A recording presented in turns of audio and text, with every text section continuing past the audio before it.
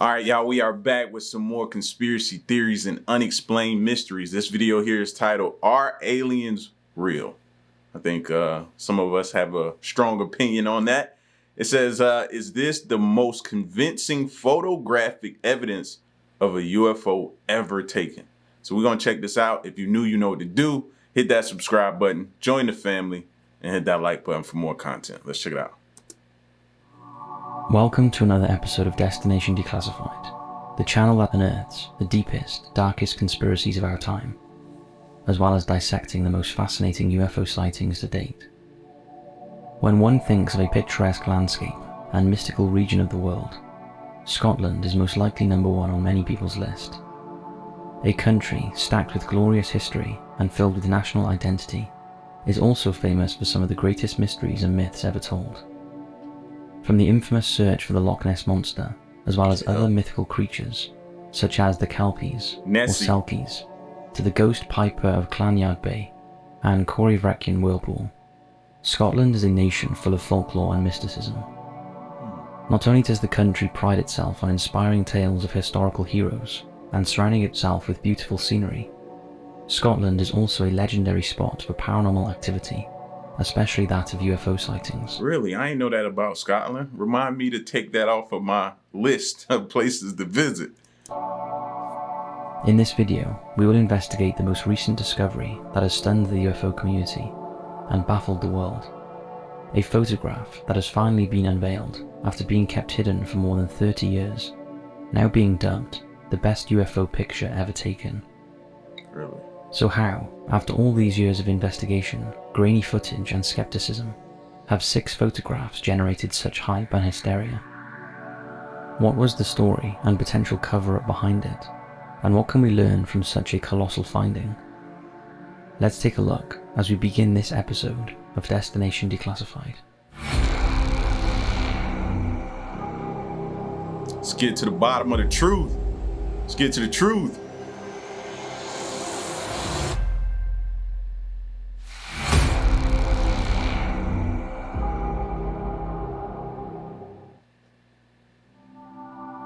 Not many people, even those who are born or reside in Scotland, may have heard of the Calvine. The small region is just off the A9 link road that connects the renowned Highlands to the Central Belt and capital city, and is approximately 35 miles northwest of Perth. However, the story and the photographs that are now associated with the area will surely increase its tourism and affluence in the years to come. Considering how vital the following account is to the study of UFOs. Is that a UFO? And they showing it like, in this picture you could see it's proportionately like huge compared to what looks to be a plane flying up under it. If that's the case, bro, if that's what this is, I don't think we're nearly prepared for what's to come. And extraterrestrial activity worldwide. The uncovered picture itself is remarkable upon first viewing. Yet the longer one looks at it, the more confusing and phenomenal it appears. Exactly. Currently labelled the Calvine photograph, the image was taken along with 5 other snapshots on August 4th, 1990. And thanks to unrelenting research and investigative endeavours of UFO journalist Dr. David Clarke of Sheffield Hallam University and UAP Media UK, has it now finally seen the light of day. Now listen, this was taken in 1990, no social media, nothing like that around. So what was their reason? It wasn't gonna go viral. You know what I mean? They didn't have to use it to try to gain followers or anything like that. It was no motivation behind. So let's start there. An extremely large vessel is clearly seen in this still picture as it hovers above the ground, diamond-shaped and seemingly metallic in nature. It is said to have been approximately 30 meters in length, and is concurrent with the stereotypical mechanics of the so-called flying saucer phenomenon. In the background of the spectacular image, a fighter plane can be seen as well. As it's in the distance, it is much smaller in size and scale to the mysterious diamond, and was identified by the Joint Air Reconnaissance Intelligence Center, JARIC, who had access to all 6 photographs, as a Royal Air Force Harrier jet fighter. What we don't know, however, was if the aeroplane was following the entity or not, or who the pilot is. Eerily, it has since been revealed that in October 2021, Scottish operations record books have no official listings or accounts of any aircraft which were due to take the skies on the day in question. In the hours and days following the photograph being taken, the original copies were handed over to the well-known popular newspaper, the Daily Record, who in turn provided them to RAF press officer Craig Lindsay, who then passed them to the Ministry of Defence, due to their peculiar nature and aeronautical obscurity. From what we know, all original photographs and accompanying negatives were either stored or possibly destroyed by the MOD or the Daily Record, after their discussions and analysis. Thankfully, Mr. Lindsay had preserved the now released image in his home after providing the authorities with the remaining snapshots of the UFO. Having been the first official correspondent to speak with the men who took the photographs, 2 catering chefs who decided to go for a walk that evening, Lindsay would conduct the interview and obtain the images that would not only stun the UFO community nowadays, but would take its toll on his own well-being for more than 30 years. Despite the initial excitement and mischievousness that engulfed him after he returned home with an incredible piece of evidence that clearly shows an unidentified flying object, Lindsay began to fear for his job and livelihood, as it could be said that he had broken protocol by keeping the photograph. Now in recent months, after Dr. David Clarke managed to track him down to his home and approach him for comment, Mr. Lindsay, now 83, would actually breathe a huge sigh of relief by saying, "I've been waiting for someone to contact me about this for more than 30 years, and the burden had finally been lifted from his shoulders." Wow. Wow. So to whom do we give thanks with regards to the pursuit and eventual tracking of such an amazing piece of evidence? Dr. David Clarke has worked as a curator at the National Archives in Britain and is an associate professor. Imagine how many people are out there just like this guy, dealing with the weight and the pressure of it all. You know, the knowing, the speaking out about it, what it could possibly cost you in return, your job, your social status. You know, a lot of people put stock in that. Different things that it can cost you. Yeah, your safety, your livelihood, your well-being. Imagine how many people are out there like that, man. Clarke has worked as a curator at the National Archives in Britain and is an associate professor of media arts and communication at Sheffield Hallam University, teaching media law. He is a member of UAP Media UK, helping to uncover the truth about reports of anomalous craft. His instinctive ability for seeking the truth most likely stems from his previous journalistic work at the Sheffield Star and Yorkshire Post, as well as his position as a press officer in local government, which he worked at for approximately 4 years. More fascinatingly, Dr. Clarke also has a PhD in folklore, which he completed in 1999, and was curator of the Ministry of Defence's UFO Files project with the National Archives from 2008 and 2013. Clarke has also written and published books, such as How UFOs Conquered the World, The History of a Modern Myth. Suffice to say, It would certainly appear that Dr. Clarke knows what he is talking about, whose following testimony regarding the events of that evening in 1990 leave little room for dubiety. According to Clarke's report in the Daily Mail on August 12th of 2022, the event occurred as follows. Almost 32 years ago to the day, on August 4th, 2 men decided to go for a walk in the hills after a long hard day from working at a nearby hotel in the town of Pitlochry, which is situated on the River Tummel, within the distance of Perth and Kinross.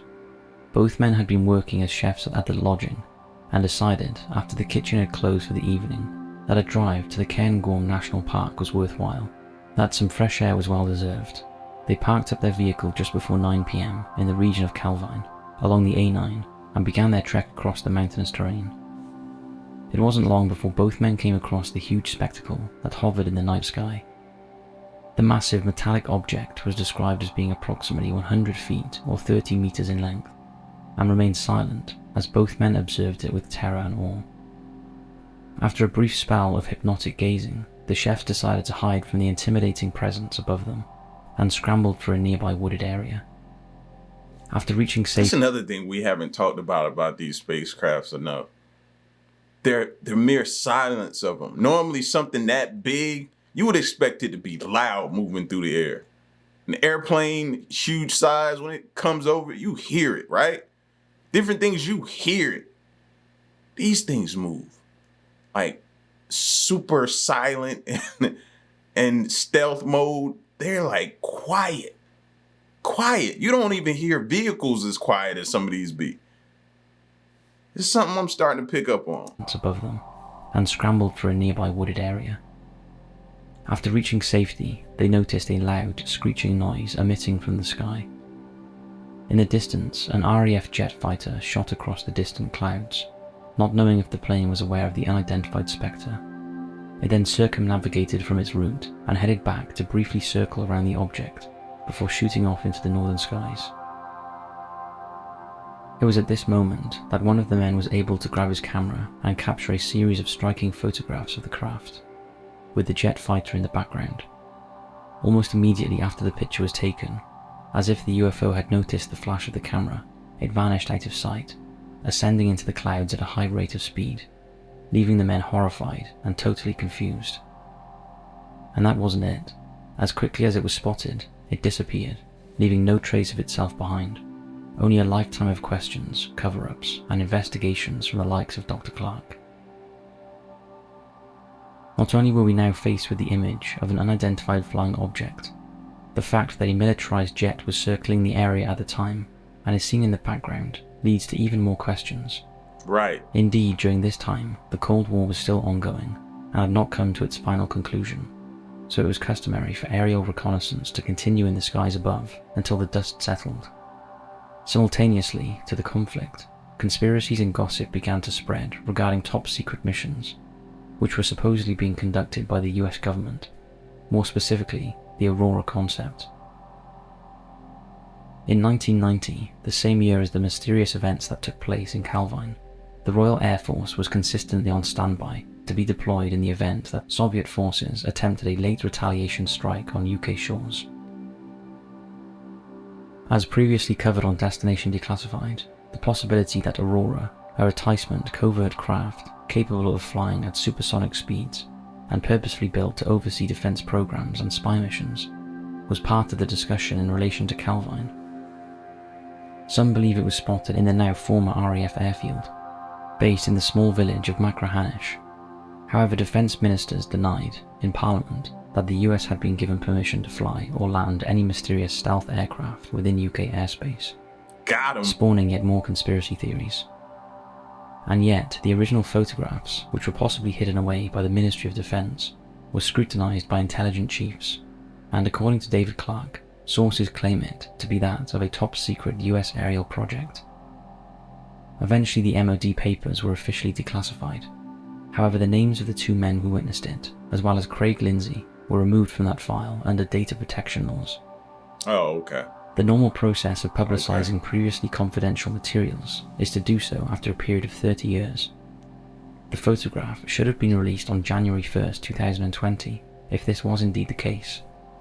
Eerily, however, the MOD and the National Archives attempted to keep them under wraps. Of course they did. Now, if they're supposed to be released after 30 years and it doesn't, why? Why? Because they're sitting back still trying to figure out if they want the public to have this information, if they want us to know about this, if they want to be scrutinized, if they want all these questions and these barrage of questions coming at them. That's what they were sitting back there saying, because they don't have the answers. Or they do have the answers and they don't want to tell us. Until 2076, due to privacy concerns, stating, "There are no photographs contained in the file. The file itself states that the original negatives were returned to the Scottish Daily Record."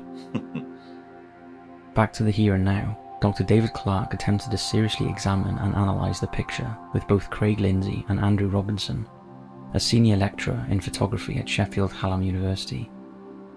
All three men are in agreement that the image is legitimate. Clark kicked off the examination discussion by stating, if it is a hoax, then it's a highly elaborate one, involving expensive, sophisticated equipment and flying models. Wasn't no Photoshop back then, so how is this a hoax, huh? They ain't have Photoshop back then to be able to do that. Now, could they have created something? Yeah, but this would have cost a lot of money to do probably back then. Am I right? To do something, to alter a photo like that? Yeah. The odds aren't in their favor for that. At the disposal of 2 jobbing hotel chefs. Robinson supported the judgment by saying, "My conclusion is that the object is definitely in front of the camera.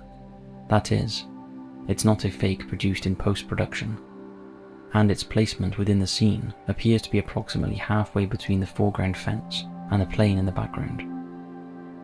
In October 2020, the Scottish Sun newspaper decided to conduct their own investigation by formally requesting details via the Freedom of Information Act from the National Archives by asking a set of questions.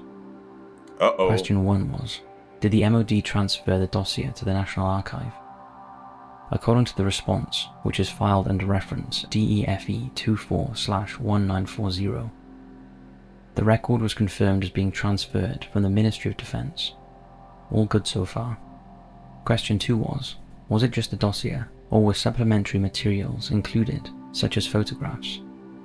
The National Archive contents relating to DEFE 24/1940 at the time of the request were locked until January 1st, 2076, and under specific instructions not to be released or discussed by top officials from the UK. Did they just say 2070? No, they ain't say 2076 is when.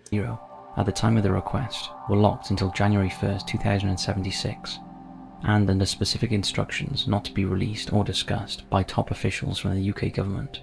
What? Question number 3 was, are these files Nah, that ain't suspicious at all. Marked as classified or somehow FOIA exempt, and why?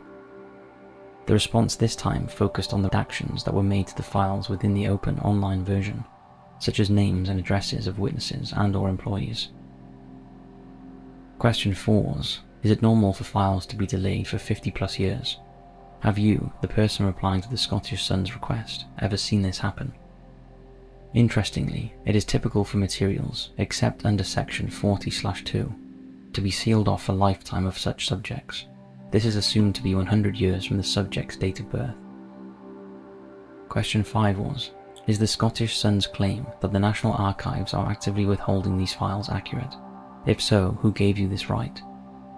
The final response on this was that the only closed information within this specific subject and/or files is personal information and is therefore exempt under S42 of the FOI Act.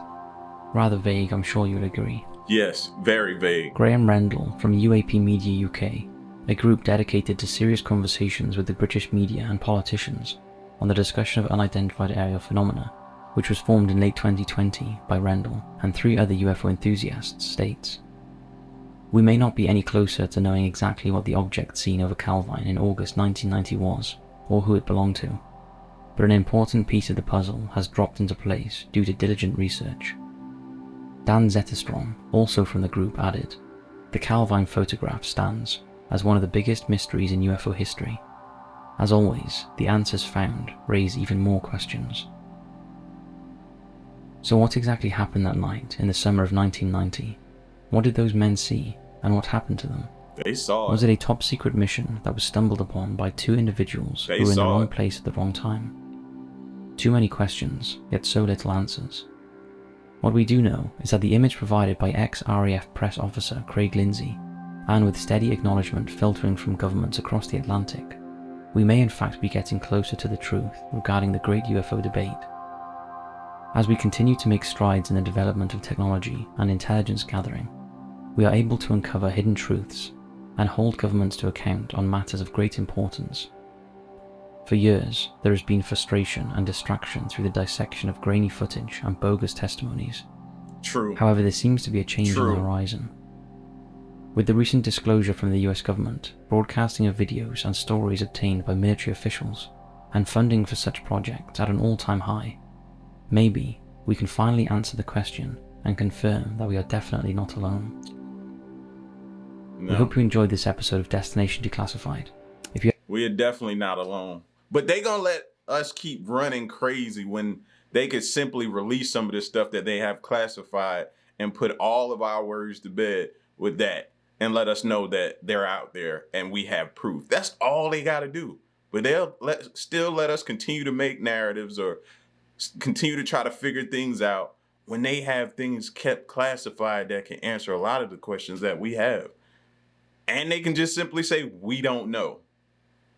We don't know. But without, I think they know.